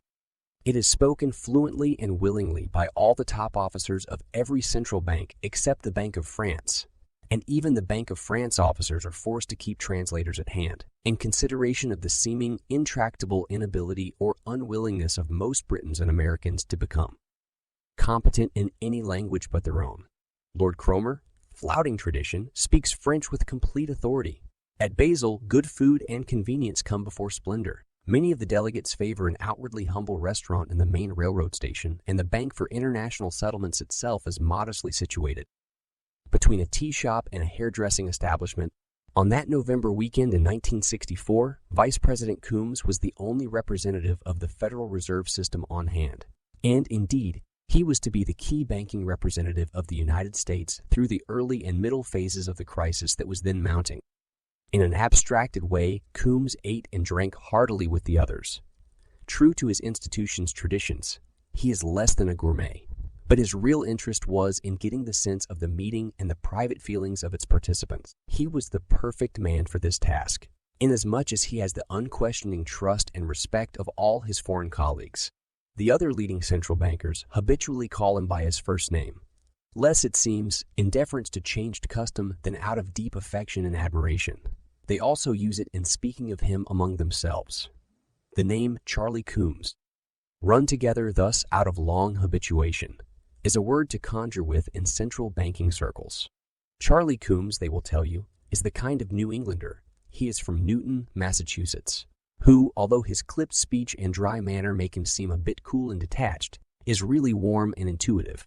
Charlie Coombs, although a Harvard graduate class of 1940, is the kind of unpretentious gray-haired man with half-rimmed spectacles and a precise manner whom you might easily take for a standard American small-town bank president, rather than a master of one of the world's most complex skills. It is generally conceded that if any one man was the genius behind the swap network, the man was the New England swapper Charlie Coombs. At Basel, there was, as usual, a series of formal sessions, each with its agenda. But there was also, as usual, much informal palaver and rump sessions held in hotel rooms and offices and at a formal Sunday night dinner, at which there was no agenda but instead a free discussion of what Coombs had since referred to as the hottest topic of the moment. There could be no question about what that was. It was the condition of the pound. And indeed, Coombs had heard little discussion of anything else all weekend. It was clear to me from what I heard that confidence in sterling was deteriorating, he has said. Two questions were on most of the bankers' minds. One was whether the Bank of England proposed to take some of the pressure off the pound by raising its lending rate. Bank of England men were present, but getting an answer was not a simple matter of asking them their intentions. Even if they had been willing to say, they would not have been able to because the Bank of England is not empowered to change its rate without the approval, which in practice often comes closer to meaning the instruction of the British government, and elected governments have a natural dislike for measures that make money tight. The other question was whether Britain had enough gold and dollars to throw into the breach if the speculative assault should continue. Apart from what was left of the $1 billion from the expanded swap network and what remained of its drawing rights on the International Monetary Fund, Britain had only its official reserves, which had dropped in the previous week to something under $2.5 billion, their lowest point in several years. Worse than that was the frightful rate at which the reserves were dwindling away. On a single bad day during the previous week, according to the guesses of experts, they had dropped by $87 million. A month of days like that and they would be gone.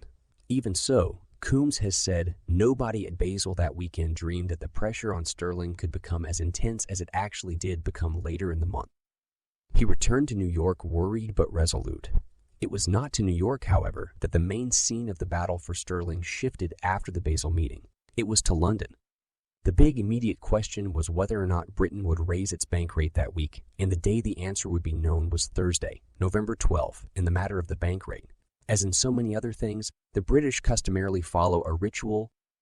If there is to be a change, at noon on Thursday, then and then only, a sign appears in the ground floor lobby of the Bank of England announcing the new rate, and simultaneously a functionary called the government broker, decked out in a pink coat and top hat, hurries down Throgmorton Street to the London Stock Exchange and ceremonially announces the new rate from a rostrum. Noon on Thursday the 12th passed with no change. Evidently, the Labour government was having as much trouble deciding on a bank rate rise after the election as the Conservatives had had before. The speculators, wherever they were, reacted to such pusillanimity as one man. On Friday the 13th, the pound, which had been moderately buoyant all week precisely because speculators had been anticipating a bank rate rise, underwent a fearful battering which sent it down to a closing price of $2.07,829, barely more than a quarter of a cent above the official minimum, and the Bank of England, intervening frequently to hold it even at that level, lost $28 million more from its reserve. Next day, the financial commentator of the London Times, under the byline "Our City Editor," let himself go. The pound, he wrote, is not looking as firm as might be hoped. The following week saw the pattern repeated, but in exaggerated form. On Monday, Prime Minister Wilson, taking a leaf out of Winston Churchill's book, tried rhetoric as a weapon. Speaking at a pomp and circumstance banquet at the Guildhall in the City of London before an audience that included, among many other dignitaries, the Archbishop of Canterbury, the Lord Chancellor, the Lord President of the Council, the Lord Privy Seal, the Lord Privy Seal, the Lord Mayor of London and their wives, Wilson ringingly proclaimed not only our faith but our determination to keep sterling strong and to see it riding high, and asserted that the government would not hesitate to take whatever steps might become necessary to accomplish this purpose, while elaborately avoiding the dread word devaluation, just as all other British officials had avoided it all summer. Wilson sought to make it unmistakable that the government now considered such a move out of the question. To emphasize this point, he included a warning to speculators. If anyone at home or abroad doubts the firmness of Resolve, let them be prepared to pay the price for their lack of faith in Britain. Perhaps the speculators were daunted by this verbal volley, or perhaps they were again moved to let up in their assault on the pound by the prospect of a bank rate rise on Thursday. In any case, on Tuesday and Wednesday, the pound, though it hardly rode high in the marketplace, managed to ride up, little less low than it had on the previous Friday, and to do so without the help of the Bank of England. By Thursday, according to subsequent reports, a sharp private dispute had erupted between the Bank of England and the British government on the bank rate question. Lord Cromer arguing for the bank that a rise of at least 1% and perhaps 2% was absolutely essential, and perhaps 2% was absolutely essential. Wilson, Brown, and Callaghan still demurring. The upshot was no bank rate rise on Thursday, and the effect of the inaction was a swift intensification of the crisis. Friday the 20th was a black day in the City of London. The stock exchange, its investors moving in time with sterling, had a terrible session. The Bank of England had by now resolved to establish its last line trench on the pound at $2.07,825, a quarter of a cent above the bottom limit. The pound opened on Friday at precisely that level and remained there all day, firmly pinned down by the speculators' hail of offers to sell. Meanwhile, the bank met all offers at $2.07,825 and, in doing so, used up more of Britain's reserve. Now the offers were coming so fast that little attempt was made to disguise their places of origin. It was evident that they were coming from everywhere, chiefly from the financial centers of Europe, but also from New York and even from London itself. Rumors of imminent devaluation were sweeping the bourses of the continent. And in London itself, an ominous sign of cracking morale appeared. Devaluation was now being mentioned openly even there. The Swedish economist and sociologist Gunnar Myrdal, in a luncheon speech in London on Thursday, had suggested that a slight devaluation might now be the only possible solution to Britain's problems. Once this exogenous comment had broken the ice, Britons also began using the dread word, and in the next morning's Times, our city editor himself was to say, in the tone of a commander preparing the garrison for possible surrender, "Indiscriminate gossip about devaluation of the pound can do harm, but it would be even worse to regard use of that word as taboo." When nightfall at last brought the pound and its defenders a weekend breather, the Bank of England had a chance to assess its situation. What it found was anything but reassuring. All but a fraction of the $1 billion it had arranged to borrow in September under the expanded swap agreements had gone into the battle. The right that remained to it of drawing on the International Monetary Fund was virtually worthless, since the transaction would take weeks to complete, and matters turned on days and hours. What the bank still had, and all that it had, was the British reserves, which had gone down by $56 million that day, and now stood at around $2 billion. More than one commentator has since suggested that this sum could in a way be likened to the few squadrons of fighter planes to which the same dogged nation had been reduced 24 years earlier at the worst point in the Battle of Britain. The analogy is extravagant, and yet in the light of what the pound means and has meant to the British, it is not irrelevant. In the materialistic age, the pound has almost the symbolic importance that was once accorded to the crown. The state of sterling almost is the state of Britain. The pound is the oldest of modern currencies. The term pound sterling is believed to have originated well before the Norman conquest, when the Saxon kings issued silver pennies, called sterlings or starlings, because they sometimes had stars inscribed on them, of which 240 equaled 1 pound of pure silver. The shilling, representing 12 sterlings or 1/20th of a pound, did not appear on the scene until after the conquest. Thus, sizable payments in Britain have been reckoned in pounds from its beginnings. The pound, however, was by no means an unassailably sound currency during its first few centuries, chiefly because of the early kings' unfortunate habit of relieving their chronic financial embarrassment by debasing the coinage. By melting down a quantity of sterlings, adding to the brew some base metal and no more silver, and then minting new coins, an irresponsible king could magically convert 100 pounds into, say, 110, just like that. Queen Elizabeth I put a stop to the practice when, in a carefully planned surprise move in 1561, she recalled from circulation all the debased coins issued by her predecessors. The result, combined with the growth of British trade, was a rapid and spectacular rise in the prestige of the pound. In less than a century after Elizabeth's coup, the word sterling had assumed the adjectival meaning that it still has: thoroughly excellent, capable of standing every test. By the end of the 17th century, when the Bank of England was founded to handle the government's finances, paper money was beginning to be trusted for general use, and it had come to be backed by gold as well as silver. As time went on, the monetary prestige of gold rose steadily in relation to that of silver. In the modern world, silver has no standing as a monetary reserve metal, and only in some half-dozen countries does it now serve as the principal metal in subsidiary coinage. But it was not until 1816 that Britain adopted a gold standard, that is, pledged itself to redeem paper currency with gold coins or bars at any time. The gold sovereign, worth 1 pound, which came to symbolize stability, affluence, and even joy to more Victorians than beige hot, made its first appearance in 1817. Prosperity begat emulation. Seeing how Britain flourished and believing the gold standard to be at least partly responsible, other nations adopted it one after another. Germany in 1870, Sweden, Norway, and Denmark in 1873, France, Belgium, Switzerland, Italy, and Greece in 1874, the Netherlands in 1874, the Netherlands in 1875, and the United in 1879. The results were disappointing.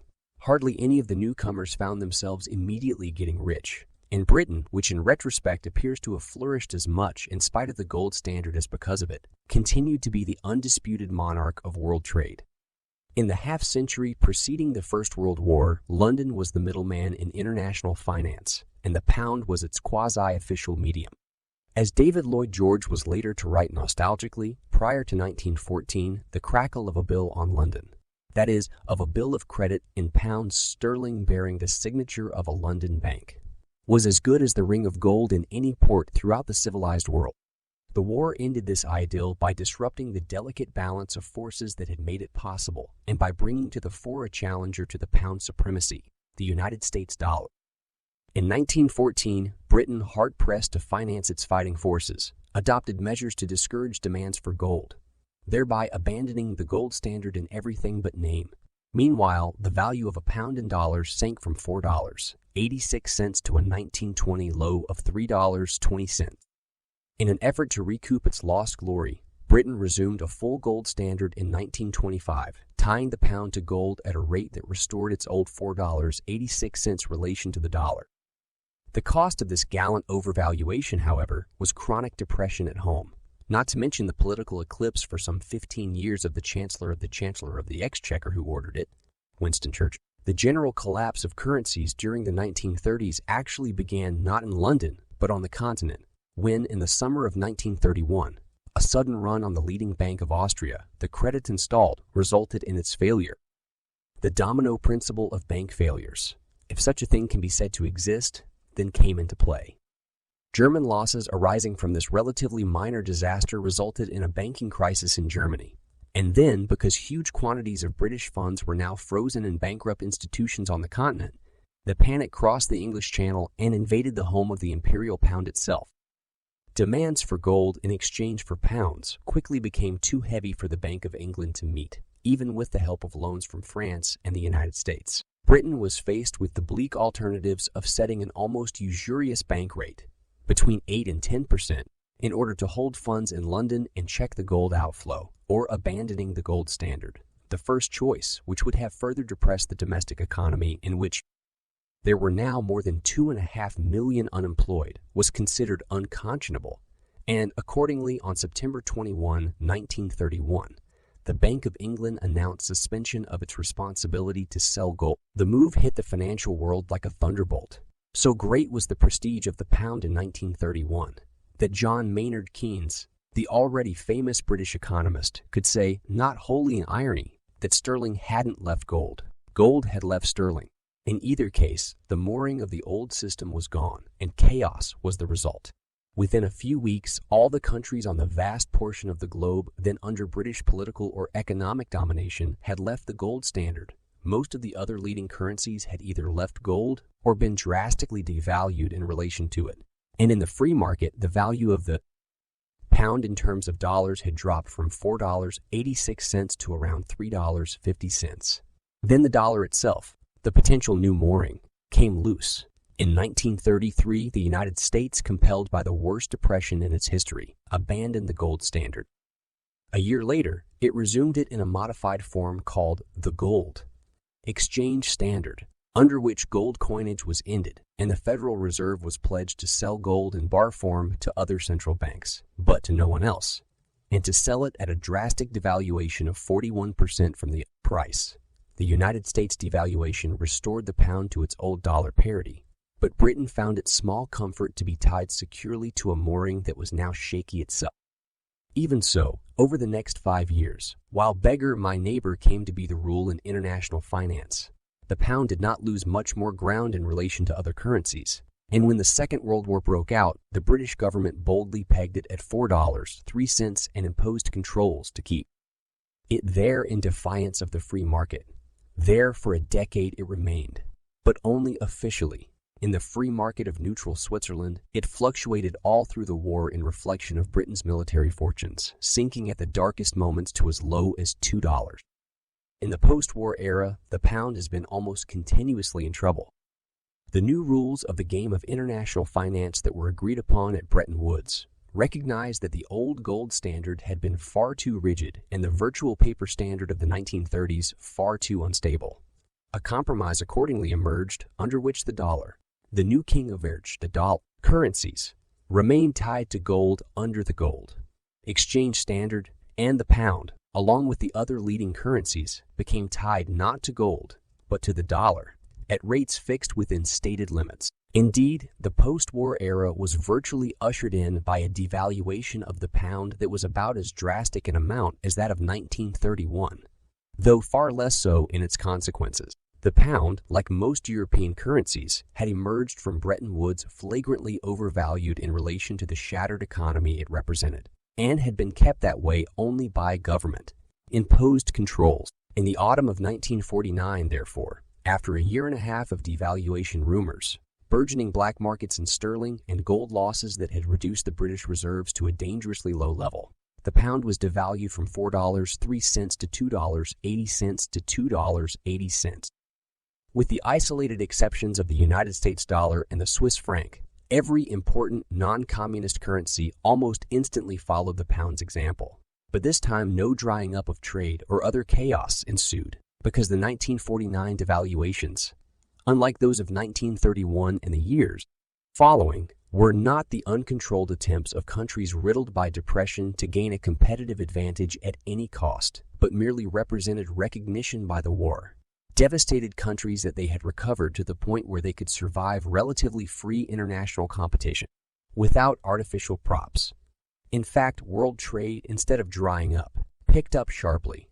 But even at the new, more rational evaluation, the pound continued its career of hairbreadth escape. Sterling crises of varying magnitudes were weathered in 1952, 1955, 1957, and 1961.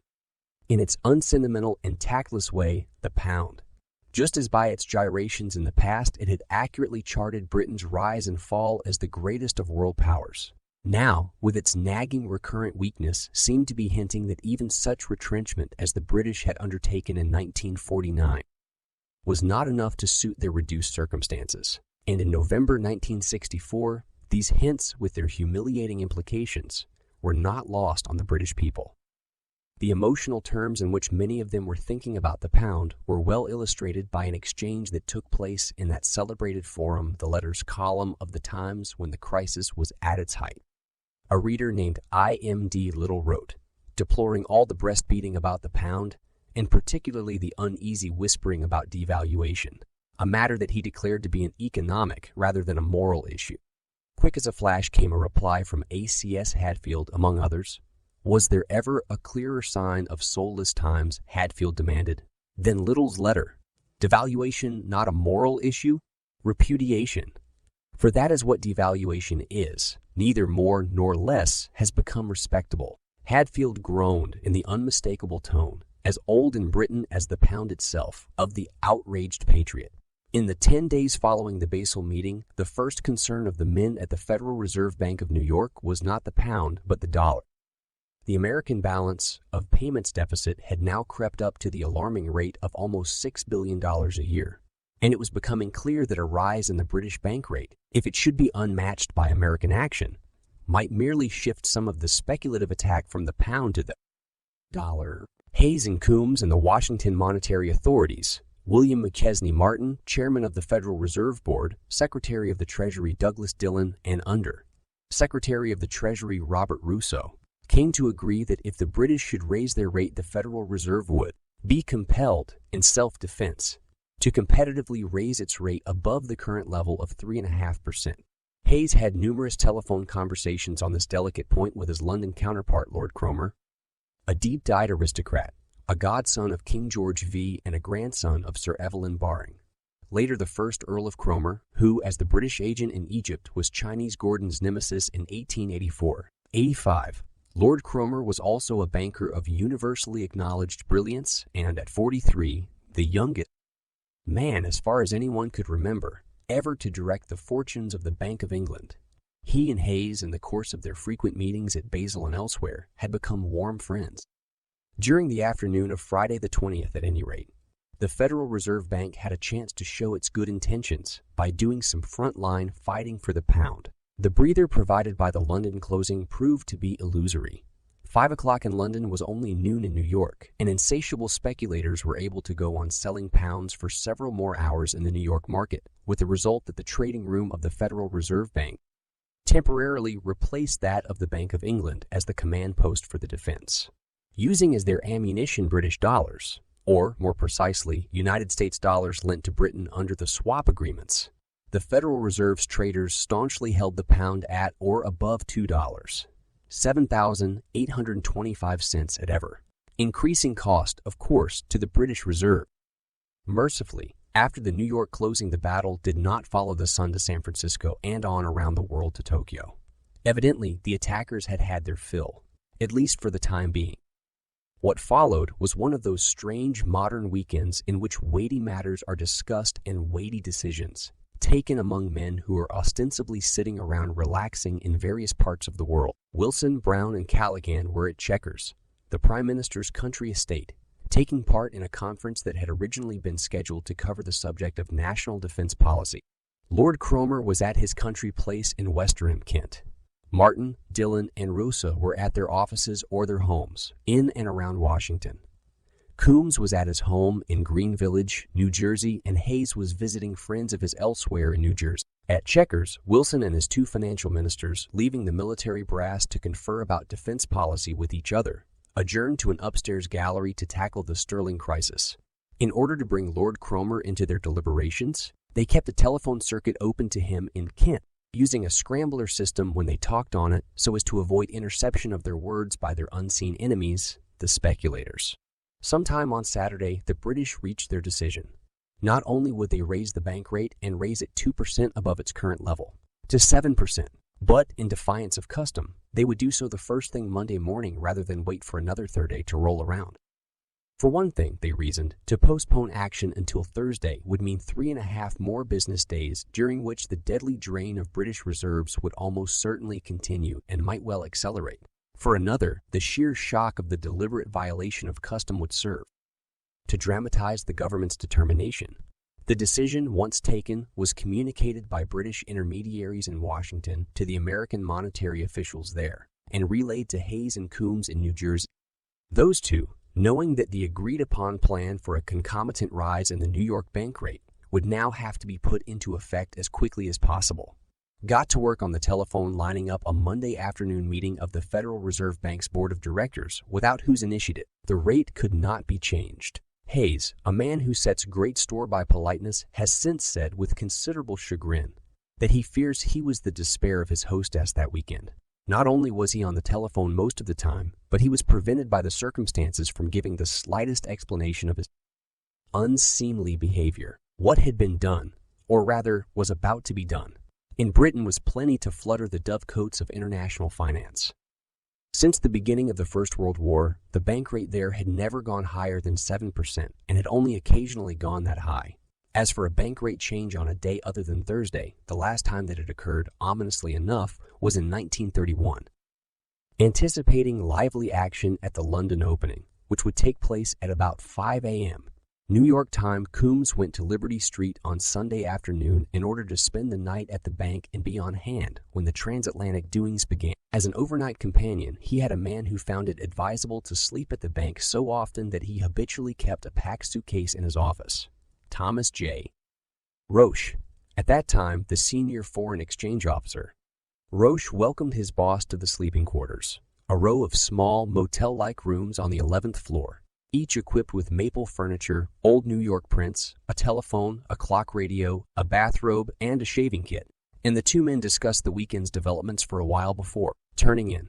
Shortly before 5 in the morning, their radios woke them, and after a breakfast provided by the night staff, they repaired to the foreign exchange trading room on the 7th floor to man their fluoroscope. At 5:10, they were on the phone to the Bank of England, getting the news. The bank rate rise had been announced promptly at the opening of the London markets, to the accompaniment of great excitement. Later, Coombs was to learn that the government broker's entrance into the stock exchange, which is usually the occasion for a certain hush, had this time been greeted with such an uproar that he had had difficulty making his news known. As for the first market reaction of the pound, it was, one commentator said later, like that of a racehorse to dope. In the 10 minutes following the bank rate announcement,